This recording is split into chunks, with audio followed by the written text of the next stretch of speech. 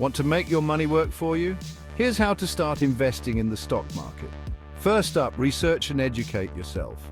Before you put your hard-earned money into stocks, take the time to learn the basics. Read books, watch educational videos, and follow market news. The more you know, the better your decisions will be. Remember, understand the basics before you start investing. Next, diversify your portfolio. You've probably heard the phrase, don't put all your eggs in one basket. In investing, this means spreading your money across different types of stocks, like tech, healthcare, and energy. This way, if one stock goes down, others might go up. Diversifying helps manage risk and can lead to more stable returns over time. Finally, invest for the long term.